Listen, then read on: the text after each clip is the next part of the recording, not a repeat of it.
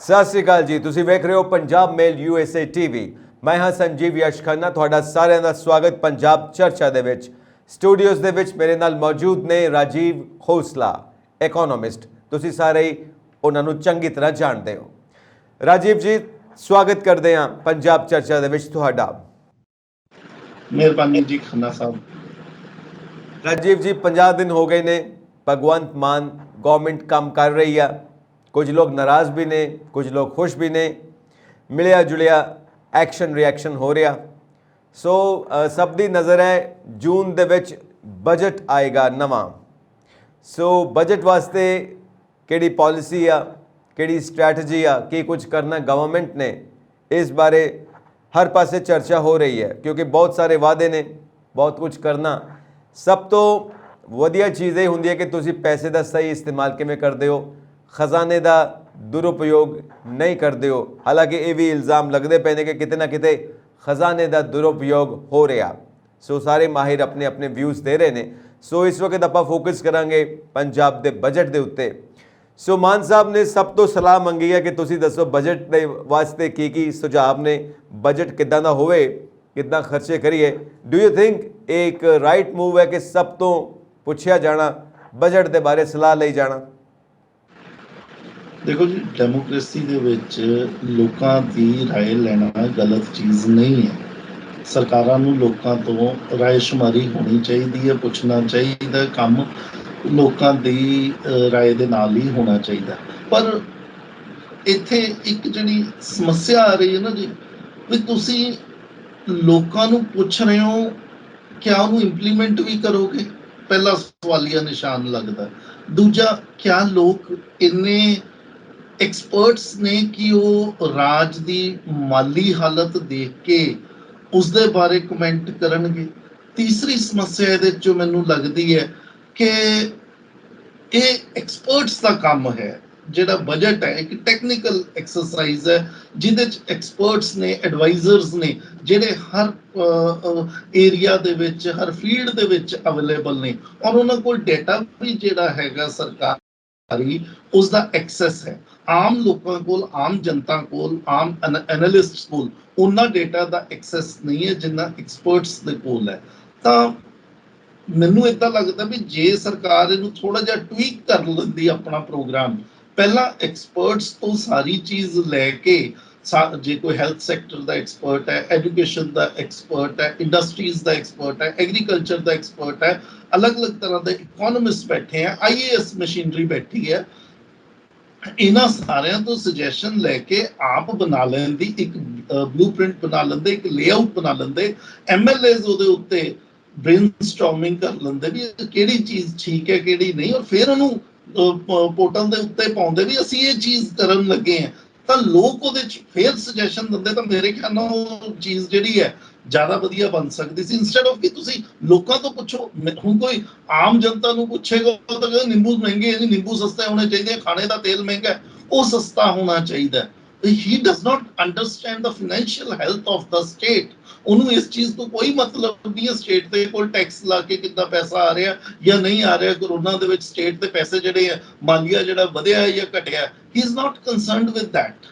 ਤਾਂ ਇਸ ਲਾਈਟ ਦੇ ਵਿੱਚ ਮੈਨੂੰ ਇਹ ਲੱਗਦਾ ਵੀ ਐਕਸਰਸਾਈਜ਼ ਠੀਕ ਹੈ, ਲੇਕਿਨ ਇਹਦੀ ਇੰਪਲੀਮੈਂਟੇਸ਼ਨ ਬੈਟਰ ਹੋ ਸਕਦੀ ਸੀ।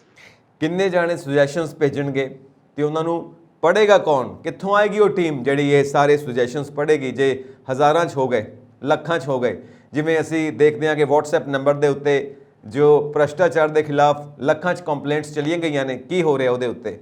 ਉਸ ਤੋਂ ਪਹਿਲਾਂ ਇੱਕ ਐਕਸਰਸਾਈਜ਼ ਦੇਖੀ ਸੀ ਅਸੀਂ ਕਿ ਸਾਰਾ ਪੰਜਾਬ ਦੱਸੇ ਆਮ ਆਦਮੀ ਪਾਰਟੀ ਨੂੰ ਕਿ CM ਦਾ ਚਿਹਰਾ ਕੌਣ ਹੋਣਾ ਚਾਹੀਦਾ। ਇੱਕ ਨੰਬਰ ਇਸ਼ੂ ਕੀਤਾ ਗਿਆ। ਸੋ ਕਹਿੰਦੇ ਨੇ ਕਿ ਲੱਖਾਂ ਫੋਨ ਆਏ। ਪ੍ਰੈਕਟੀਕਲੀ ਐਕਸਪਰਟ ਕਹਿੰਦੇ ਨੇ ਕਿ ਉਹ ਪੋਸੀਬਲ ਨਹੀਂ ਹੈ। ਸੋ ਵੀ ਇੱਕ ਤਮਾਸ਼ਾ ਹੀ ਸਮਝਿਆ ਗਿਆ ਹੈ ਪਬਲਿਕ ਵੱਲੋਂ ਕਿ ਪਹਿਲਾਂ ਹੀ ਅਨਾਊਂਸ ਕਰਨਾ ਸੀ ਕਿ ਮਾਨ ਸਾਹਿਬ ਦਾ ਚਿਹਰਾ ਐਜ਼ CM ਪ੍ਰੋਜੈਕਟ ਕੀਤਾ ਜਾਵੇ, ਪਰ ਇੱਕ ਤਮਾਸ਼ਾ ਕੀਤਾ ਗਿਆ। ਸੈਕਿੰਡ ਤਮਾਸ਼ਾ ਇਹ ਬਜਟ ਵਾਸਤੇ ਹੋ ਰਿਹਾ, ਇਹ ਵੀ ਐਕਸਪਰਟ ਮੰਨਦੇ ਨੇ। ਚਲੋ ਜੋ ਵੀ ਹੈ, ਰਾਏ ਇਹ ਬਣਦੀ ਹੈ ਕਿ ਸਭ ਤੋਂ ਪੁੱਛਣ ਦਾ ਮਤਲਬ ਕਿਸੇ ਤੋਂ ਨਹੀਂ ਪੁੱਛਣਾ। ਕਰਨਾ ਉਹ ਹੈ ਜੋ ਸੂਟ ਕਰੇਗਾ, ਕਰਨਾ ਉਹ ਹੈ ਜੋ ਐਕਸਪਰਟਸ ਅੰਦਰ ਬੈਠੇ ਨੇ, ਜੋ ਪਾਲਿਸੀ ਬਣਾਉਣਗੇ ਉਹ ਕੀ ਕਹਿੰਦੇ ਨੇ, ਬਿਊਰੋਕ੍ਰੇਸੀ ਕੀ ਕਹਿੰਦੀ ਹੈ। ਤੁਹਾਨੂੰ ਲੱਗਦਾ ਕਿ ਜੋ ਇਕੋਨੋਮਿਸਟ ਬੈਠੇ ਨੇ ਯੂਨੀਵਰਸਿਟੀ ਦੇ ਵਿੱਚ, ਇੰਟੈਲੀਜੈਂਸੀਆ ਬੈਠਾ, ਜੋ ਪੰਜਾਬ ਦੇ ਸਾਰੇ ਵੱਡੇ ਵੱਡੇ ਸੋਚਣ ਵਾਲੇ ਮਾਹਿਰ ਬ੍ਰੇਨਸ ਬੈਠੇ ਨੇ, ਉਹਨਾਂ ਦੀ ਸਲਾਹ ਲੈਣੀ ਚਾਹੀਦੀ ਹੈ ਕਿ ਨਹੀਂ ਲੈਣੀ ਚਾਹੀਦੀ? ਬਿਲਕੁਲ ਜੀ, ਉਹਨਾਂ ਦੀ ਸਲਾਹ ਲੈ ਕੇ ਉਸ ਸਲਾਹ ਦੇ ਅਕੋਰਡਿੰਗਲੀ ਪੰਜਾਬ ਨੂੰ ਕਈ ਇਦਾਂ ਦੇ ਸਟੈਪਸ ਲੈਣ ਦੀ ਲੋੜ ਹੈ ਜਿੱਥੇ ਪੰਜਾਬ ਪਿੱਛੇ ਜਾ ਰਿਹਾ। ਜਿੱਦਾਂ ਦੇਖੋ ਹੈਲਥ ਸੈਕਟਰ ਜਾਂ ਅਸੀਂ ਐਜੂਕੇਸ਼ਨ ਸੈਕਟਰ ਦੀ ਗੱਲ ਕਰੀਏ ਤਾਂ ਪੰਜਾਬ ਦਾ ਜਿਹੜਾ ਐਕਸਪੈਂਡੀਚਰ ਹੈ ਹੈਲਥ ਔਰ ਐਜੂਕੇਸ਼ਨ ਦੇ ਉੱਤੇ ਘੱਟ ਹੈ। ਜੇ ਅਸੀਂ ਆਲ ਇੰਡੀਆ ਦੀ ਐਵਰੇਜ ਕੱਢ ਲੈਂਦੇ ਹਾਂ ਤਾਂ ਮੈਨੂੰ ਲੱਗਦਾ ਵੀ ਇਦਾਂ ਦੀਆਂ ਚੀਜ਼ਾਂ ਜਿਹੜੀਆਂ ਹੁਣ ਐਜੂਕੇਸ਼ਨ ਸੈਕਟਰ ਦੇ ਵਿੱਚ ਫਰਦਰ ਜੇ ਆਪਾਂ ਉਹਨੂੰ ਹੋਰ ਦੇਖਦੇ ਹਾਂ ਤਾਂ ਐਜੂਕੇਸ਼ਨ ਸੈਕਟਰ ਦੇ ਵਿੱਚ ਇਹ ਨਹੀਂ ਹੈ ਕਿ ਇਨਫਰਾਸਟ੍ਰਕਚਰ ਨਹੀਂ ਹੈ, ਐਜੂਕੇਸ਼ਨ ਦੇ ਵਿੱਚ ਸਕੂਲਸ ਹੈ ਲੇਕਿਨ ਸਕੂਲ ਦੇ ਵਿੱਚ ਟੀਚਰਸ ਨਹੀਂ ਹੈ। ਤਾਂ ਇਦਾਂ ਦੀ ਜਿਹੜੀਆਂ ਚੀਜ਼ਾਂ ਨੇ ਇਹ ਤੁਹਾਨੂੰ ਐਕਸਪਰਟ ਦੱਸ ਸਕਦਾ, ਉਹ ਚੀਜ਼ ਲੈ ਕੇ ਤੁਸੀਂ ਲੋਕਾਂ ਤੱਕ ਪਹੁੰਚਦੇ ਵੀ ਅਸੀਂ ਇਹ ਕੰਮ ਕਰਨ ਲੱਗੇ ਹਾਂ, ਅਸੀਂ ਜ਼ਿਆਦਾ ਟੀਚਰਸ ਦੀ ਭਰਤੀ ਕਰਨ ਲੱਗੇ ਹਾਂ, ਜਾਂ ਅਸੀਂ ਨਵੇਂ ਕਾਲਜ ਸਕੂਲ ਖੋਲਣ ਲੱਗੇ ਹਾਂ, ਜਾਂ ਨਵੇਂ ਹਸਪੀਟਲ ਖੋਲਣ ਲੱਗੇ ਹਾਂ, ਜਾਂ ਸੜਕਾਂ ਦੇ ਉੱਤੇ ਟੈਕਸ ਨਹੀਂ ਲਾਵਾਂਗੇ ਜਾਂ ਲਾਵਾਂਗੇ, ਜਿੱਦਾਂ ਵੀ ਜੋ ਵੀ ਐਕਸਪਰਟਸ ਕਹਿੰਦੇ ਨੇ ਉਹ ਚੀਜ਼ ਲੈ ਕੇ ਤੁਸੀਂ ਲੋਕਾਂ ਤੱਕ ਪਹੁੰਚੋ ਔਰ ਲੋਕਾਂ ਤੋਂ ਪੁੱਛੋ ਕਿਆ ਅਸੀਂ ਇਹ ਕਰ ਲਈਏ ਜਾਂ ਨਾ ਕਰ ਲਈਏ। ਯੈਸ ਔਰ ਨੋ ਦੇ ਵਿੱਚ ਵੀ ਜੇ ਤੁਸੀਂ ਪੁੱਛੋਗੇ ਤਾਂ ਵੀ ਤੁਹਾਡੇ ਕੋਲ ਇੱਕ ਅੱਛੀ ਰਾਇਸ਼ਮਾਰੀ ਪਹੁੰਚ ਜਾਏਗੀ। ਰਾਈਟ ਸਰ, ਚਲੋ ਹੁਣ ਆਪਾਂ ਪ੍ਰੈਕਟੀਕਲ ਗੱਲ ਤੇ ਆਉਂਦੇ ਹਾਂ ਕਿ ਇਸ ਵਕਤ ਮਾਨ ਸਾਹਿਬ ਦੇ ਸਾਹਮਣੇ ਕਿਹੜੀਆਂ-ਕਿਹੜੀਆਂ ਚੁਣੌਤੀਆਂ ਨੇ। ਇੱਕ ਤਾਂ ਐਡਮਿਨਿਸਟ੍ਰੇਸ਼ਨ ਨੂੰ ਲੈ ਕੇ ਚੁਣੌਤੀ ਬਣੀ ਹੋਈ ਹੈ।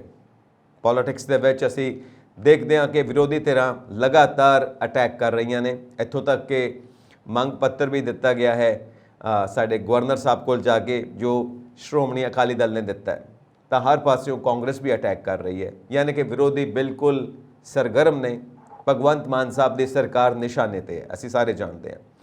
ਦੂਸਰੀ ਚੁਣੌਤੀ ਹੈ ਫਾਈਨੈਂਸ਼ੀਅਲ ਚੁਣੌਤੀ, ਕੈਪੀਟਲ ਦਾ ਕੀ ਕੀਤਾ ਜਾਏ ਔਰ ਕਿਸ ਤਰ੍ਹਾਂ ਪੂੰਜੀ ਨਿਵੇਸ਼ ਕਰਵਾਇਆ ਜਾਏ, ਇੰਡਸਟਰੀ ਨੂੰ ਕਿੱਦਾਂ ਖੜਾ ਕਰਨਾ ਹੈ ਔਰ ਸਪੋਰਟ ਕਿਵੇਂ ਦੇਣੀ ਹੈ ਐਗਰੀਕਲਚਰ ਨੂੰ, तमाम ਗੱਲਾਂ।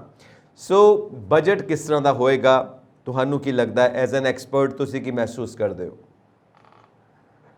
ਇਸ ਵੇਲੇ ਜਿਹੜੀ ਸਰਕਾਰ ਦੇ ਕੋਲ ਜਿੱਦਾਂ ਤੁਸੀਂ ਦੱਸਿਆ ਵੀ ਫਾਈਨੈਂਸ਼ੀਅਲ ਖੇਤਰ ਦੀ, ਕਿਉਂਕਿ ਮੈਂ ਪੋਲੀਟੀਕਲ ਬਹੁਤੀ ਗੱਲ ਨਹੀਂ ਕਰ ਸਕਾਂਗਾ, ਮੇਰਾ ਨਾ ਤਾਂ ਉਹ ਏਰੀਆ ਨਾ ਮੈਂ ਬਹੁਤਾ ਜ਼ਿਆਦਾ ਉਹਨੂੰ ਸਮਝਦਾ, ਤੇ ਜਿਸ ਤਰੀਕੇ ਦੀ ਪੰਜਾਬ ਦੇ ਕੋਲ ਫਾਈਨੈਂਸ਼ੀਅਲ ਪਾਵਰ ਦੇ ਫਾਈਨੈਂਸ਼ੀਅਲ ਸੈਕਟਰ ਦੇ ਉੱਤੇ ਚੈਲੰਜਸ ਆਏ ਹੋਏ ਨੇ, ਮੈਂ ਉਹਨਾਂ ਨੂੰ ਐਡਰੈਸ ਕਰਨ ਦੀ ਕੋਸ਼ਿਸ਼ ਕਰਦਾ ਟਰਨ ਬਾਈ ਟਰਨ। ਜੋ ਮੇਰੀ ਨਜ਼ਰ ਦੇ ਵਿੱਚ ਜੋ ਮੈਨੂੰ ਲੱਗਦਾ ਆਪਣੀ ਨਿਮਾਣੀ ਨੌਲੇਜ ਦੇ ਨਾਲ ਮੈਂ ਜਿੱਥੇ ਕਰਕੇ ਇਹਨੂੰ ਸਮਝ ਸਕਿਆ, ਤਾਂ ਸਾਡੇ ਕੋਲ 5-6 ਚੀਜ਼ਾਂ ਜਿਹੜੀਆਂ ਨੇ ਇਦਾਂ ਦੇ ਚੈਲੰਜਸ ਨੇ ਜਿਨ੍ਹਾਂ ਨੂੰ ਇਸ ਬਜਟ ਦੇ ਵਿੱਚ ਐਡਰੈਸ ਕਰਨ ਦੀ ਜ਼ਰੂਰਤ ਹੈ।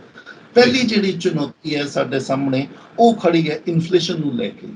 ਲਗਾਤਾਰ ਜਿਹੜੇ ਰੇਟ ਦੇ ਚੀਜ਼ਾਂ ਦੇ ਵੱਧ ਰਹੇ ਨੇ, ਕੇਂਦਰ ਸਰਕਾਰ ਨੇ ਤਾਂ ਕਹਿਤਾ ਬਈ ਇਹ ਜੀ ਰਸ਼ੀਆ ਤੇ ਯੂਕਰੇਨ ਦੀ ਜੰਗ ਹੈ ਜਿਹਦੇ ਕਰਕੇ ਪੈਟਰੋਲ ਡੀਜ਼ਲ ਦੇ ਰੇਟ ਵੱਧ ਰਹੇ ਆ, ਪੈਟਰੋਲ ਡੀਜ਼ਲ ਦੇ ਕਰਕੇ ਹੋਰ ਚੀਜ਼ਾਂ ਦੇ ਰੇਟ ਵੱਧ ਰਹੇ, ਜਾਂ ਰੁਪਈਆ ਜਿਹੜਾ ਟੁੱਟ ਰਿਹਾ ਹੈ ਉਹਦੇ ਕਰਕੇ ਜ਼ਿਆਦਾ ਇੰਪੋਰਟ ਕਰਨ ਦੇ ਕਾਰਨ ਰੁਪਈਆ ਜਿਹੜਾ ਹੈ ਟੁੱਟ ਰਿਹਾ ਹੈ, ਇਸ ਕਰਕੇ ਸਾਨੂੰ ਮਹਿੰਗਾ ਰਾ ਮਟੀਰੀਅਲ ਖਰੀਦਣਾ ਪੈਂਦਾ, ਜਿਹਦੇ ਕਰਕੇ ਉਹਨਾਂ ਨੇ ਕੇਂਦਰ ਸਰਕਾਰ ਨੇ ਤਾਂ ਆਪਣੀ ਅਸਮਰਥਾ ਜਤਾ ਦਿੱਤੀ ਹੈ ਵੀ ਸਾਡੇ ਤਾਂ ਹੱਥੋਂ ਮਹਿੰਗਾਈ ਬਾਹਰ ਹੈ।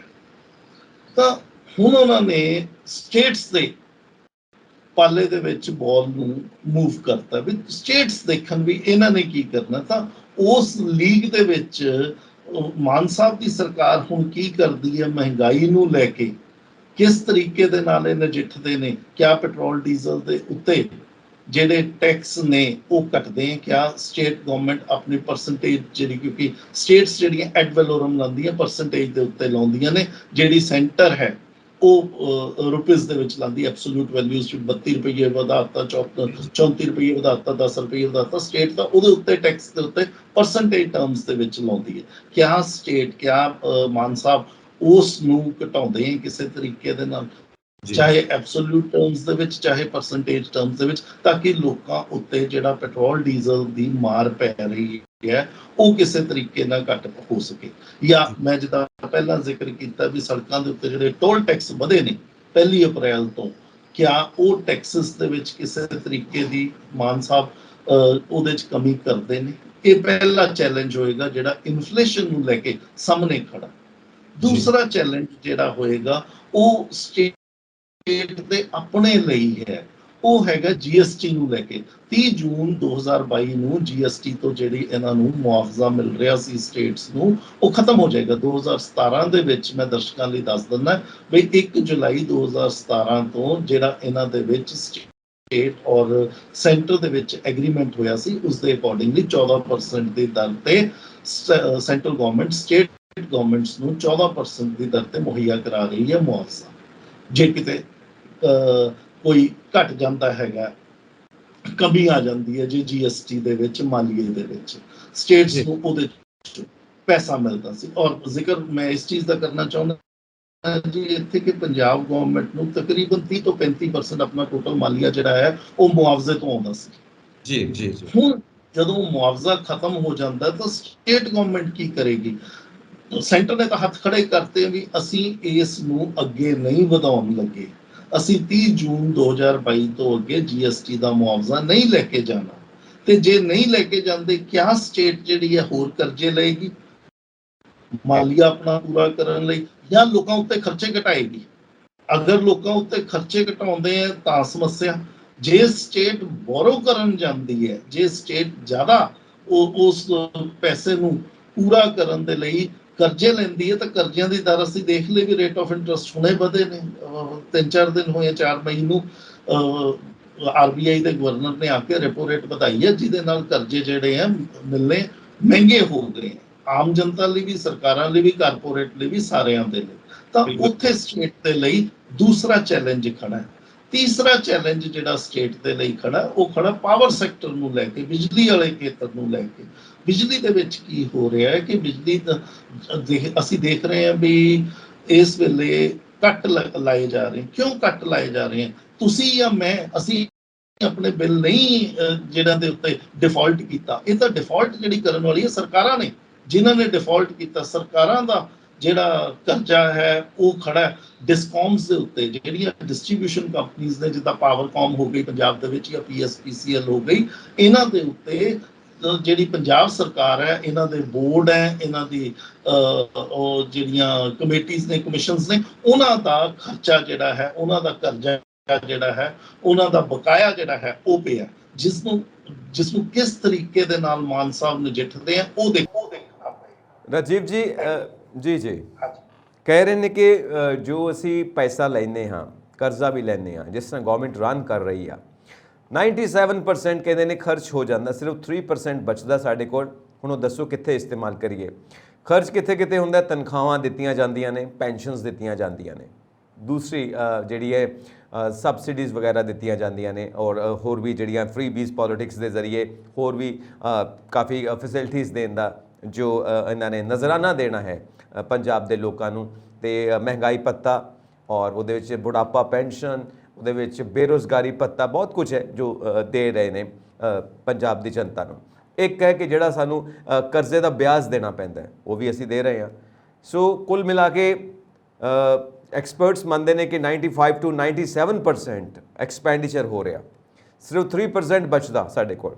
ਤੇ 3% ਦੇ ਵਿੱਚ ਪੂਰੀ ਸਟੇਟ ਨੂੰ ਕਿੱਦਾਂ ਰਨ ਕਰੀਏ, ਐਜੂਕੇਸ਼ਨ ਦਾ ਕੀ ਕਰੀਏ, 3% ਦੇ ਵਿੱਚ ਅਸੀਂ ਸਿਹਤ ਸੁਵਿਧਾਵਾਂ ਦਾ ਕੀ ਕਰੀਏ, ਰੋਜ਼ਗਾਰ ਦਾ ਕੀ ਕਰੀਏ। ਸੋ ਇਹ ਤਮਾਮ ਗੱਲਾਂ ਸਾਡੇ ਸਾਹਮਣੇ ਆਉਂਦੀਆਂ ਪਈਆਂ ਨੇ।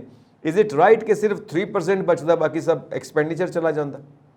ਦੇਖੋ, ਇਹ ਡਿਪੈਂਡ ਕਰਦਾ ਜੀ ਈਅਰ ਟੂ ਈਅਰ, ਕਿਹੜੇ ਸਾਲ ਦੇ ਵਿੱਚ। ਕਈ ਸਾਲਾਂ ਦੇ ਵਿੱਚ ਇਦਾਂ ਹੁੰਦਾ ਵੀ ਸਾਡੇ ਕੋਲ ਮਾਲੀਆ ਘੱਟ ਆਉਂਦਾ ਤਾਂ ਉੱਥੇ ਰਹਿ ਵੀ ਜਾਂਦਾ, ਤੇ ਕੋਈ ਜ਼ਰੂਰੀ ਨਹੀਂ ਕਿ 3% ਹੀ ਰਹੇਗਾ ਜਾਂ 95% ਸਰਕਾਰ ਦਾ ਕਮਿਟਡ ਲਾਇਬਿਲਿਟੀਜ਼ ਦੇ ਉੱਤੇ ਖਰਚਾ ਹੋ ਜਾਏਗਾ। ਜਿਹੜੇ ਤੁਸੀਂ ਨਾਮ ਲਿੱਤੇ ਹੈ ਜੀ, ਜਿੱਦਾਂ ਸੈਲਰੀਜ਼, ਪੈਨਸ਼ਨਸ, ਡੀਏ, ਇਹ ਕਮਿਟਡ ਐਕਸਪੈਂਡੀਚਰ ਦੇ ਵਿੱਚ ਆਉਂਦੇ। ਜੋ ਸਰਕਾਰ ਨੇ ਪਹਿਲਾਂ ਕਰਜ਼ੇ ਲਿੱਤੇ ਹੋਏ ਉਹਨਾਂ ਦੇ ਉੱਤੇ ਵਿਆਜ ਦੇਣਾ, that is a committed expenditure. ਤਾਂ ਇਦਾਂ ਨਹੀਂ ਹੈ ਕਿ ਸਿਰਫ 3% ਰਹਿੰਦਾ, ਕਈ ਵਾਰੀ 5 ਵੀ, ਕਈ ਵਾਰੀ 10 ਵੀ ਰਹਿ ਜਾਂਦਾ, 80% ਤੱਕ ਵੀ ਆ ਜਾਂਦਾ ਵੀ 80% ਕਮਿਟਡ ਐਕਸਪੈਂਡੀਚਰਸ ਦੇ ਵਿੱਚ ਆ ਜਾਂਦਾ, 20% ਸਰਕਾਰ ਦੇ ਕੋਲ ਰਹਿ ਜਾਂਦਾ, ਇਦਾਂ ਵੀ ਹੋ ਜਾਂਦਾ। ਲੇਕਿਨ ਇਹ ਜਿਹੜਾ ਹੁੰਦਾ, ਇਹ ਗੱਲ ਬਿਲਕੁਲ ਤੁਹਾਡੀ ਮੰਨਣੀ ਪਏਗੀ ਸਾਰਿਆਂ ਨੂੰ ਕਿ ਸਰਕਾਰ ਦੇ ਕੋਲ ਜਿਹੜਾ ਕੈਪੀਟਲ ਐਕਸਪੈਂਡੀਚਰ ਹੈ, ਜਿਹੜਾ ਨੌਕਰੀਆਂ ਦੇਣ ਦੇ ਲਈ ਖਰਚਾ ਹੈ, ਫਿਰ ਉਹ ਘਟ ਜਾਂਦਾ। ਰਾਈਟ। ਜਦੋਂ ਸਰਕਾਰ ਦਾ ਪੈਸਾ ਜਿਹੜਾ ਹੈ ਦੂਜੇ ਪਾਸੇ ਲੱਗ ਗਿਆ ਲਾਇਬਿਲਿਟੀਜ਼ ਦੇ ਉੱਤੇ, ਇਹਨਾਂ ਨੂੰ ਜਿਹੜੀਆਂ ਬਾਰ-ਬਾਰ ਪੈਸਾ ਜਿਹੜਾ, ਕਿਉਂਕਿ ਹਰ ਮਹੀਨੇ ਪੈਸਾ ਜਨਰੇਟ ਹੋਣਾ ਟੈਕਸਾਂ ਚੋਂ ਆਉਣਾ, ਹਰ ਮਹੀਨੇ ਤਨਖਾਹਾਂ ਦੇ ਉੱਤੇ ਚੱਲ ਜਾਣਾ, ਓਲਡ ਏਜ ਪੈਨਸ਼ਨ ਤੇ ਚੱਲ ਜਾਣਾ, ਫ੍ਰੀ ਵੀਜ਼ ਦੇ ਉੱਤੇ ਚਲੇ ਜਾਣਾ, ਹਰ ਵੇਲੇ ਸੈਲਰੀਜ਼ ਦੇ ਵਿੱਚ ਚੱਲ ਜਾਣਾ, ਇਹ ਸਾਰਾ ਜਿਹੜਾ ਇੱਕ ਪਾਸਾ ਚਲਾ ਗਿਆ। ਤਾਂ ਇਹਦੇ ਨਾਲ ਹੁੰਦਾ ਕੀ ਹੈ, ਜਿਹੜਾ ਕੈਪੀਟਲ ਐਕਸਪੈਂਡੀਚਰ ਹੈ, ਜੋ ਸਰਕਾਰ ਨੇ ਇਹ ਸੋਚਿਆ ਵੀ ਨਵੀਂ ਸੜਕਾਂ ਬਣਾਵਾਂਗੇ, ਨਵੀਂ ਮਸ਼ੀਨਰੀ ਲਾਵਾਂਗੇ, ਲੌਜਿਸਟਿਕਸ ਦੇ ਉੱਤੇ ਖਰਚਾ ਕਰਾਂਗੇ, ਇਨਫਰਾਸਟ੍ਰਕਚਰ ਦੇ ਉੱਤੇ ਖਰਚਾ ਕਰਾਂਗੇ, ਉਹ ਘਟ ਜਾਂਦਾ। ਉਹਦੇ ਵਾਸਤੇ ਜਦੋਂ ਉਹ ਘਟ ਜਾਏਗਾ ਤਾਂ ਨੈਚੁਰਲ ਹੈ ਵੀ ਨੌਕਰੀਆਂ ਦੇ ਲਈ ਜਿਹੜੀ ਵਸੀਲੇ ਨੇ ਨੌਕਰੀਆਂ ਦੇ, ਉਹ ਘਟ ਜਾਂਦੇ। ਸੋ ਰਾਜੀਵ ਜੀ, ਇੱਕ ਚੀਜ਼ ਸਾਹਮਣੇ ਆ ਰਹੀ ਹੈ ਕਿ ਇਸ ਵਕਤ GST ਦੇ ਵੱਲੋਂ ਵੀ ਸਾਨੂੰ ਇਨਕਮ ਮਾਈਨਸ ਹੋਣ ਜਾ ਰਹੀ ਆ, ਨਾਲ ਜੋ ਅਸੀਂ ਬਾਕੀ ਆਪਣੇ ਉੱਤੇ ਬੋਝ ਦੇਖ ਰਹੇ ਹਾਂ, ਜੋ ਇਸ ਵਕਤ ਅਸੀਂ ਸਹਿ ਰਹੇ ਹਾਂ, ਉਸ ਦੇ ਅਨੁਸਾਰ ਪੋਲੀਟੀਕਲ ਪ੍ਰੈਸ਼ਰਸ ਵੀ ਨੇ, ਇਕਨੋਮਿਕ ਪ੍ਰੈਸ਼ਰਸ ਤੇ ਆਫ ਕੋਰਸ ਹੈਗੇ ਹੀ ਨੇ। ਸੋ ਉਸ ਕਰਕੇ ਵੀ ਕਿਤੇ ਨਾ ਕਿਤੇ ਜੋ ਮੋਰਲ ਹੈ ਸਾਡਾ, ਉਹਦੇ ਉੱਤੇ ਵੀ ਉਹਦਾ ਅਸਰ ਪੈਂਦਾ। ਖੈਰ, ਬੂਸਟ ਅਪ ਤਾਂ ਹੋਏ ਹਾਂ ਕਿ ਕੋਈ ਗੱਲ ਨਹੀਂ, ਅਸੀਂ ਨਜਿੱਠਾਂਗੇ ਇਹਨਾਂ ਸਾਰੀਆਂ ਸਮੱਸਿਆਵਾਂ ਨੂੰ, ਅਸੀਂ ਬਿਲਕੁਲ ਰੈਡੀ ਹਾਂ। ਸੋ ਹੁਣ ਐਨਰਜੀ ਦੇ ਉੱਤੇ ਵੀ ਅਸੀਂ ਦੇਖਦੇ ਹਾਂ ਕਿ ਇਲੈਕਟ੍ਰਿਸਿਟੀ ਦੇ ਉੱਤੇ ਵੀ ਕੱਟਸ ਨੇ, ਤੇ ਸਾਨੂੰ ਆਲਟਰਨੇਟਿਵ ਦੇਖਣੇ ਪੈਣਗੇ ਦੋਵੇਂ ਪਾਸੇ, ਫਾਈਨਾਂਸ ਪਾਸੇ ਵੀ ਕਿ ਕਿਹੜੇ ਆਲਟਰਨੇਟਿਵਸ ਹੋ ਸਕਦੇ ਨੇ, ਕਿਹੜੇ ਹੋਰ ਸਾਡੇ ਕੋਲ ਸਾਧਨ ਹੋ ਸਕਦੇ ਨੇ ਜਿੱਥੋਂ ਅਸੀਂ ਹੋਰ ਪੈਸਾ ਕਮਾ ਸਕੀਏ, ਨੰਬਰ 1। ਨੰਬਰ 2, ਐਨਰਜੀ ਦੇ ਹੋਰ ਕਿਹੜੇ ਆਲਟਰਨੇਟਿਵਸ ਹੋ ਸਕਦੇ ਨੇ ਐਗਰੀਕਲਚਰ ਦੇ ਵਿੱਚ, ਕਿਉਂਕਿ ਐਨਰਜੀ ਇਸਤੇਮਾਲ ਹੋਣੀ ਹੈ, ਘਰਾਂ ਦੇ ਵਿੱਚ ਇਸਤੇਮਾਲ ਹੋਣੀ ਹੈ, ਹਰ ਥਾਂ ਤੇ ਇਸਤੇਮਾਲ ਹੋਣੀ ਹੈ। ਸੋ ਅਸੀਂ ਸੋਲਰ ਐਨਰਜੀ ਨੂੰ ਇਸਤੇਮਾਲ ਕਰ ਸਕਦੇ ਹਾਂ, ਹੋਰ ਵੀ ਸਾਨੂੰ ਕਾਫੀ ਆਲਟਰਨੇਟਿਵਸ ਦੇਖਣੇ ਪੈਣਗੇ। ਸੋ ਅਸੀਂ ਹੁਣ ਅੱਗੇ ਵਧੀਏ ਕਿ ਐਗਰੀਕਲਚਰ ਬੇਸਡ ਸਾਡੀ ਇਕੋਨਮੀ ਹੈ ਪੰਜਾਬ ਦੀ, ਕਿਉਂਕਿ ਸਾਡਾ ਖੇਤੀ ਪ੍ਰਧਾਨ ਸੂਬਾ ਹੈ। ਸਭ ਤੋਂ ਪਹਿਲਾਂ ਮੈਂ ਇੱਕ ਪੁਆਇੰਟ ਪੁੱਛਣਾ ਚਾਹਾਂਗਾ, ਥੋੜਾ ਬਰੀਫ ਆਨਸਰ ਦਿਓ ਕਿ ਕਿੰਨਾ ਪੋਟੈਂਸ਼ੀਅਲ ਬਾਕੀ ਹੈ ਐਗਰੀਕਲਚਰ ਦੇ ਵਿੱਚ, ਜੇ ਪੈਸਾ ਲਗਾਇਆ ਜਾਵੇ ਤੇ ਅਸੀਂ ਕਿੰਨੀ ਕੁ ਆਊਟਪੁੱਟ ਲੈ ਸਕਦੇ ਹਾਂ ਐਜ਼ ਅ ਬਿਜ਼ਨਸ, ਕਿੰਨੀ ਕੁ ਅਰਨਿੰਗ ਕਰ ਸਕਦੇ ਹਾਂ, ਪੋਟੈਂਸ਼ੀਅਲ ਕਿੰਨਾ ਬਾਕੀ ਹੈ ਐਗਰੀਕਲਚਰ ਸੈਕਟਰ ਦੇ ਵਿੱਚ? ਸਟ੍ਰੇਟ ਵੇ ਐਗਰੀਕਲਚਰ ਦੇ ਵਿੱਚ ਮੇਰੇ ਖਿਆਲ ਨਾਲ ਉਹਨਾਂ ਪੋਟੈਂਸ਼ੀਅਲ ਨਹੀਂ ਹੈ ਜਿੰਨਾ ਅਸੀਂ ਐਗਰੋ ਇੰਡਸਟਰੀਜ਼ ਦੇ ਉੱਤੇ ਜੇ ਲਾ ਲਈਏ ਤਾਂ ਸਾਡੇ ਕੋਲ ਪੋਟੈਂਸ਼ੀਅਲ ਬਣਦਾ ਹੈ। ਕਿਉਂਕਿ ਐਗਰੋ ਇੰਡਸਟਰੀਜ਼ ਇੱਕ ਇੱਦਾਂ ਦਾ ਸੈਕਟਰ ਹੈ ਜਿਹੜਾ ਡਰਾ ਕਰੇਗਾ ਐਗਰੀਕਲਚਰ ਦੇ ਵਿੱਚ ਉਹਦੀ ਰਾ ਮਟੀਰੀਅਲ ਲੈ ਕੇ। ਉਹਦਾ ਫਾਇਦਾ ਕੀ ਹੋਏਗਾ, ਇੱਕ ਪਾਸੇ ਸਟੇਟ ਨੂੰ ਟੈਕਸ ਮਿਲੇਗਾ, ਇੰਡਸਟਰੀ ਚੱਲੇਗੀ, ਮਸ਼ੀਨਾਂ ਘੁੰਮਣਗੀਆਂ, ਲੋਕਾਂ ਨੂੰ ਐਗਰੀਕਲਚਰ ਦੇ ਵਿੱਚੋਂ ਦੀ ਨੌਕਰੀਆਂ ਇੰਡਸਟਰੀ ਦੇ ਵਿੱਚ ਆ ਕੇ ਮਿਲਣਗੀਆਂ, ਜਿਹੜੀ ਡਿਸਗਾਈਜ਼ਡ ਅਨਇੰਪਲੋਇਮੈਂਟ, 4-4 6-6 ਬੰਦੇ ਐਗਰੀਕਲਚਰ ਦੇ ਪੀਸ ਆਫ ਲੈਂਡ ਦੇ ਉੱਤੇ ਬੈਠਾ ਸੀ, ਪਿਓ ਬੈਠਾ, ਉਹਦਾ ਪੁੱਤਰ ਬੈਠਾ, 2 ਪੁੱਤਰ ਹੋਰ ਅੱਗੇ ਉਹਦੇ ਬੈਠੇ ਨੇ। ਤਾਂ ਇਦਾਂ ਐਗਰੀਕਲਚਰ ਦੇ ਉੱਤੇ ਜਿਹੜੀ ਡਿਸਗਾਈਜ਼ ਅਨਇੰਪਲੋਇਮੈਂਟ ਸੀਗੀ ਉਹ ਐਗਰੀਕਲਚਰ ਚੋਂ ਘਟੇਗੀ। ਇੰਡਸਟਰੀ ਦੇ ਵੱਲੋਂ ਇੱਕ ਤਾਂ ਜਨਰੇਸ਼ਨ ਹੋਏਗੀ, ਐਗਰੀਕਲਚਰ ਚੋਂ ਰਾ ਮਟੀਰੀਅਲ ਚੱਕਿਆ ਜਾਏਗਾ, ਸਰਕਾਰਾਂ ਨੂੰ ਟੈਕਸ ਮਿਲਣਗੇ। ਤਾਂ ਮੇਰੇ ਖਿਆਲ ਨਾਲ ਅਗਰ ਐਗਰੋ ਇੰਡਸਟਰੀਜ਼ ਦੇ ਉੱਤੇ ਲਾਈਏ ਤਾਂ ਉਹ ਜ਼ਿਆਦਾ ਫਾਇਦੇ ਦਾ ਸੌਦਾ ਹੈ ਜੀ। ਔਰ ਐਗਰੋ ਇੰਡਸਟਰੀ ਦੇ ਨਾਲ cottage industry, naturally cottage industry ਜਿਹੜੀਆਂ ਘਰਾਂ ਦੇ ਵਿੱਚੋਂ ਚੱਲ ਰਹੀਆਂ ਛੋਟੀਆਂ ਇੰਡਸਟਰੀਜ਼ ਨੇ, ਜਿਹੜੀਆਂ ਆਰਾਮ ਦੇ ਨਾਲ, ਜਿਹਦੇ ਵਾਸਤੇ ਸਰਕਾਰਾਂ ਲੋਨ ਵੀ ਦਿੰਦੀਆਂ ਨੇ, ਉਹ ਇੰਡਸਟਰੀਜ਼ ਜਿਹੜੇ ਉਦਯੋਗ ਧੰਦੇ ਨੇ ਛੋਟੇ, ਤਾਂ ਕਿ ਲੋਕਾਂ ਨੂੰ ਐਗਰੀਕਲਚਰ ਦੇ ਉੱਤੋਂ ਦੀ ਥੋੜਾ ਜਿਹਾ ਬਰਡਨ ਜਿਹੜਾ ਹੈ ਘਟਾਇਆ ਜਾਵੇ। ਐਗਰੋ ਪ੍ਰੋਸੈਸਿੰਗ ਇੰਡਸਟਰੀਜ਼ ਜਾਂ ਜਿਹੜੀਆਂ ਕਾਟੇਜ ਤੇ ਹਾਊਸ ਹੋਲਡ ਇੰਡਸਟਰੀਜ਼ ਨੇ, ਉਹ ਜੇ ਬਣ ਜਾਣ ਤਾਂ ਵਧੀਆ ਹੈ ਜੀ, ਬਹੁਤ ਅੱਛਾ ਇਹ ਸਟੈਪ ਹੋਏਗਾ ਪੰਜਾਬ ਦੀ। ਕਿਉਂਕਿ ਪੰਜਾਬ ਅਸੀਂ ਮਿਸ ਕਰ ਗਏ ਕਿਤੇ ਨਾ ਕਿਤੇ ਇੰਡਸਟਰੀਅਲਾਈਜੇਸ਼ਨ ਪੰਜਾਬ ਦੇ ਵਿੱਚ, ਉਹ ਰਿਵਾਈਵ ਕਰਨ ਦੇ ਲਈ ਸਟੇਟ ਨੂੰ ਹੈਲਪ ਕਰੇਗੀ। ਸਰ ਮਿਸ ਕੀ ਕਰ ਗਏ ਆ? ਕੋਈ ਪਾਲਿਸੀ ਨਹੀਂ ਕਦੀ ਬਣੀ, ਐਗਰੀਕਲਚਰ ਦੀ ਕੋਈ ਪਾਲਿਸੀ ਨਹੀਂ, ਇੰਡਸਟਰੀ ਦੀ ਕੋਈ ਪਾਲਿਸੀ ਨਹੀਂ। ਪਾਲਿਸੀ ਹੈ ਕਿਹੜੀ? ਇਸ ਸਰਕਾਰਾਂ ਨੇ ਕੀਤਾ ਕੀ ਹੈ ਹੁਣ ਤੱਕ? ਕੋਈ ਪਾਲਿਸੀ ਨਹੀਂ, ਬਸ ਪਤਾ ਨਹੀਂ ਚੱਲੀ ਜਾ ਰਹੇ ਨੇ ਕਰਜ਼ੇ ਤੇ ਕਰਜ਼ਾ। ਸੋ ਇਸ ਵਕਤ ਬੁਰਾ ਹਾਲ ਹੋਇਆ ਪਿਆ। ਔਰ ਜੇ ਪਿਛਲੀਆਂ ਸਰਕਾਰਾਂ ਨੇ ਕੰਮ ਕੀਤਾ ਹੁੰਦਾ ਤੇ ਅੱਜ ਇਹ ਦਿਨ ਨਾ ਦੇਖਣੇ ਪੈਂਦੇ ਜੋ ਅਸੀਂ ਡਿਸਕਸ਼ਨ ਕਰ ਰਹੇ ਹਾਂ। ਨਾ ਸਾਹਿਬ, ਮੈਂ ਤੁਹਾਡੇ ਇੱਕ ਜਿਹੜਾ ਤੁਸੀਂ ਗੱਲ ਕੀਤੀ ਹੈ ਬੜਾ ਇੰਪੋਰਟੈਂਟ, ਤੁਸੀਂ ਇੱਕ ਪੱਖ ਛੇੜਿਆ ਹੈ। ਮੈਂ ਉਹਦੇ 'ਚ ਇੱਕ ਚੀਜ਼ ਦੀ ਐਡੀਸ਼ਨ ਕਰਾਂਗਾ, 1 ਮਿੰਟ ਹੀ ਲਵਾਂਗਾ, ਉਸ ਤੋਂ ਜ਼ਿਆਦਾ ਟਾਈਮ ਨਹੀਂ ਲੈਂਦੇ ਆਪਾਂ ਇਸ ਤੇ। ਦੇਖੋ, ਆਪਾਂ ਕਹਿੰਦੇ ਪਾਵਰ ਸੈਕਟਰ ਦੇ ਵਿੱਚ ਐਡਾ ਵੱਡਾ ਕ੍ਰਾਈਸਿਸ ਆ ਗਿਆ, ਲੋਕਾਂ ਨੂੰ ਕਿਹਾ ਜਾ ਰਿਹਾ, ਲੋਡ ਸ਼ੈਡਿੰਗ ਕੀਤੀ ਜਾ ਰਹੀ ਹੈ, ਕਿਤੇ 6 ਘੰਟੇ ਬਿਜਲੀ ਨਹੀਂ ਆ ਰਹੀ, ਕਿਤੇ 8 ਘੰਟੇ ਨਹੀਂ ਆ ਰਹੀ। ਔਰ ਸਰਪ੍ਰਾਈਜ਼ਿੰਗਲੀ ਜਦੋਂ ਮੈਂ ਇਸ ਚੀਜ਼ ਨੂੰ ਐਨਾਲਾਈਜ਼ ਕਰ ਰਿਹਾ ਸੀਗਾ, ਆਪਾਂ ਕੋਈ ਪ੍ਰੋਗਰਾਮ ਵੀ ਇਹਦੇ ਉੱਤੇ ਅਗਲਾ ਕਰ ਲਾਂਗੇ, ਜਦੋਂ ਮੈਂ ਇਸ ਚੀਜ਼ ਨੂੰ ਐਨਾਲਾਈਜ਼ ਕਰ ਰਿਹਾ ਸੀਗਾ, ਦੇਖੋ ਸਾਹਮਣੇ ਕੀ ਆਇਆ ਵੀ ਅਸੀਂ Hindustan largest producer, 5th largest producer of ਕੋਲ ਰਿਜ਼ਰਵਸ, ਸਾਡੇ ਕੋਲ ਕੋਲ ਦੇ ਜਿਹੜੇ ਰਿਜ਼ਰਵਸ ਨੇ, ਅਸੀਂ 5ਵੇਂ ਨੰਬਰ ਤੇ ਹੈ ਵਰਲਡ ਵਾਈਡ। ਵੀ ਆਰ ਦਾ 2nd largest producers of coal, ਕੋਲੇ ਦੀ ਪੈਦਾਵਾਰ ਅਸੀਂ ਦੂਜੇ ਨੰਬਰ ਤੇ ਹੈ। ਥਰਡ ਲਾਰਜੈਸਟ ਇਲੈਕਟ੍ਰਿਸਿਟੀ ਜਨਰੇਟਰਸ, ਅਸੀਂ ਤੀਜੇ ਨੰਬਰ ਤੇ ਬਿਜਲੀ ਜਿਹੜੀ ਹੈ ਉਹ ਜਨਰੇਟ ਕਰਦੇ ਹਾਂ। ਸਾਡੀ ਡਿਮਾਂਡ ਜਿਹੜੀ ਹੈ 5% ਤੇ ਗਰੋ ਹੋ ਰਹੀ ਹੈ ਬਿਜਲੀ ਦੀ, ਜਦਕਿ ਬਿਜਲੀ ਦੀ ਪੈਦਾਵਾਰ ਜਿਹੜੀ ਹੈ 8.9% ਤੇ ਗਰੋ ਹੋ ਰਹੀ ਹੈ।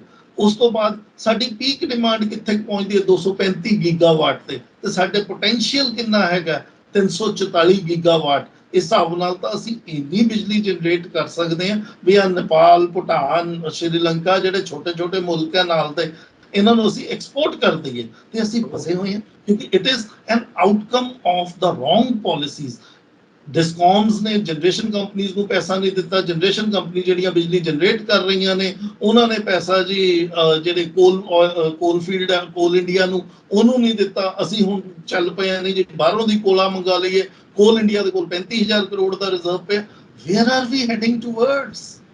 ਸਾਡੇ ਕੋਲ ਸਭ ਕੁਝ ਹੁੰਦੇ ਸੁਣਦੇ ਅਸੀਂ ਕੰਮ ਨਹੀਂ ਕਰ ਰਹੇ, ਸਾਡੀ ਪਾਲਿਸੀਜ਼ ਲੋਟ ਨਹੀਂ ਆਉਂਦੀਆਂ। ਸੇਮ ਵਿਦ ਪੰਜਾਬ ਐਗਰੀਕਲਚਰ ਨੂੰ ਅਸੀਂ ਫੂਡ ਗ੍ਰੇਨਰੀਆਂ, ਫੂਡ ਬਾਉਲ ਹੈ, ਔਰ ਸਾਡੇ ਕੋਲ ਇੰਡਸਟਰੀ ਨਾ ਹੋਣ ਕਰਕੇ ਐਗਰੀਕਲਚਰ ਦੀ ਅਸੀਂ ਮਾਰ ਖਾ ਰਹੇ ਹਾਂ। ਸਾਡੇ ਬੱਚੇ ਜਿਹੜੇ ਆ ਬਾਹਰ ਜਾ ਕੇ ਪੜ੍ਹਾਈ ਕਰਦੇ ਨੇ, ਕੈਨੇਡਾ ਔਰ ਆਸਟ੍ਰੇਲੀਆ ਵੱਲ ਨੂੰ ਅਸੀਂ ਦੇਖਦੇ ਹਾਂ। ਸਾਡੇ ਕੋਲ ਆਪਣੀ ਜਿਹੜੇ ਜਿਸ ਤਰੀਕੇ ਦੀ ਅਸੀਂ ਇੱਥੇ ਨੌਕਰੀਆਂ ਦੇ ਸਕਦੇ ਇੰਡਸਟਰੀ 'ਚ, ਅਸੀਂ ਦੇਣ ਦੇ ਲਾਇਕ ਨਹੀਂ ਹੈ। There is certainly a dearth of the right policy.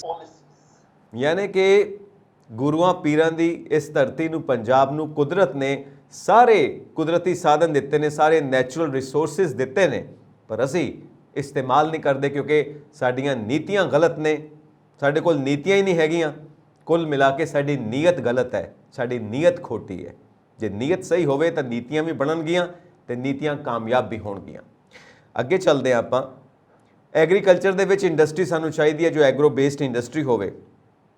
ਪੈਸਾ ਕਿੱਥੋਂ ਆਏਗਾ? ਪੂੰਜੀ ਨਿਵੇਸ਼ ਕਿੱਥੋਂ ਹੋਏਗਾ? ਪੂੰਜੀ ਨਿਵੇਸ਼ ਤੋਂ ਬਿਨਾ ਕੁਝ ਵੀ ਨਹੀਂ ਹੋ ਸਕਦਾ। ਕੌਣ ਇਨਵੈਸਟ ਕਰੇਗਾ ਪੰਜਾਬ ਦੇ ਅੰਦਰ ਜਿੱਥੇ ਪੋਲੀਟੀਕਲ ਅਨਸਟੇਬਿਲਿਟੀ ਆ, ਜਿੱਥੇ ਐਡਮਿਨਿਸਟ੍ਰੇਸ਼ਨ ਅਸੀਂ ਦੇਖਦੇ ਹਾਂ ਕਿ ਬਿਲਕੁਲ ਹਿੱਲੀ ਪਈ ਹੈ, ਕ੍ਰਾਈਮ ਰੇਟ ਜ਼ਿਆਦਾ ਹੈ, ਝੂਠੇ ਕੇਸਿਸ ਵੀ ਹੁੰਦੇ ਨੇ ਲੋਕਾਂ ਦੇ ਉੱਤੇ, ਲੋਕੀ ਤੰਗ ਵੀ ਨੇ, ਮਾਫੀਆ ਦੀ ਵੀ ਅਸੀਂ ਗੱਲ ਸੁਣਦੇ ਹਾਂ।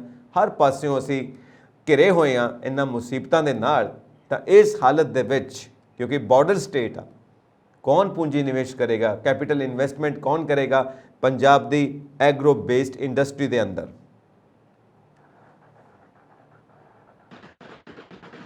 ਦੇਖੋ ਜੀ, ਇਹਦੇ ਵਾਸਤੇ ਇੱਕ ਲੌਂਗ ਟਰਮ ਵਿਜ਼ਨ ਦੀ ਲੋੜ, ਮੈਨੂੰ ਇਦਾਂ ਲੱਗਦਾ ਵੀ ਇਹਦੇ ਵਾਸਤੇ ਇੱਕ ਲੌਂਗ ਟਰਮ ਵਿਜ਼ਨ ਦੀ ਲੋੜ ਹੈ ਸਰਕਾਰ ਵੱਲੋਂ ਜੀ।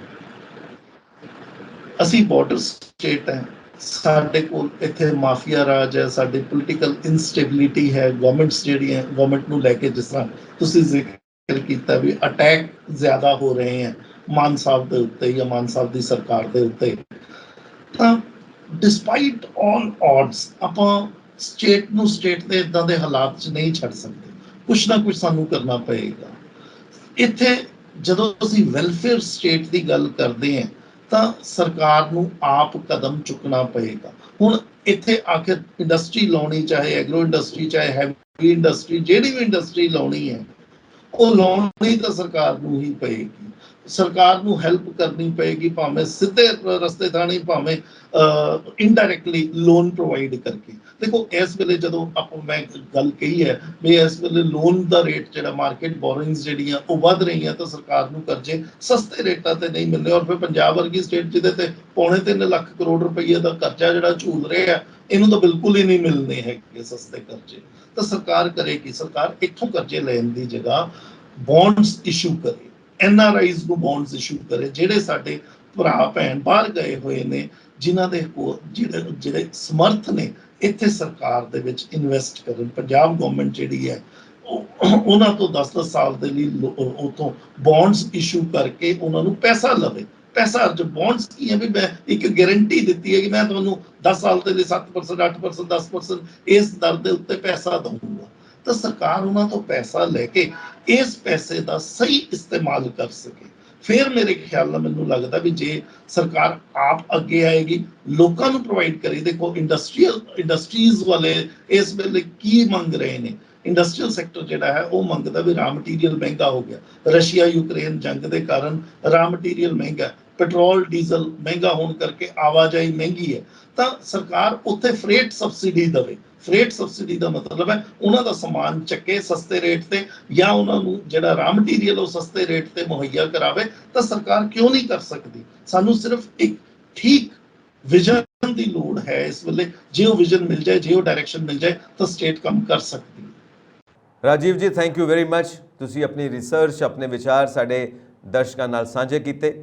ਉਮੀਦ ਕਰਦੇ ਹਾਂ ਕਿ ਇਸੇ ਤਰ੍ਹਾਂ ਹੀ ਹੋਰ ਸ਼ੋਅਸ ਕਰਦੇ ਰਵਾਂਗੇ ਅਸੀਂ ਪੰਜਾਬ ਮੇਲ USA TV ਦੇ ਉੱਤੇ, ਪੰਜਾਬ ਚਰਚਾ ਦੇ ਵਿੱਚ। ਬਹੁਤ ਬਹੁਤ ਸ਼ੁਕਰੀਆ ਤੁਹਾਡਾ। ਔਰ ਅਸੀਂ ਆਪਣੇ ਦਰਸ਼ਕਾਂ ਦਾ ਵੀ ਸ਼ੁਕਰੀਆ ਅਦਾ ਕਰਦੇ ਹਾਂ ਕਿ ਉਹ ਪੰਜਾਬ ਮੇਲ USA TV ਦਾ ਹਿੱਸਾ ਬਣਦੇ ਨੇ। ਹੋਰ ਅਪਡੇਟਸ ਦੇ ਲਈ ਸਾਡੇ ਨਾਲ ਹਮੇਸ਼ਾ ਜੁੜੇ ਰਹੋ। ਸਤਿ ਸ਼੍ਰੀ ਅਕਾਲ ਜੀ।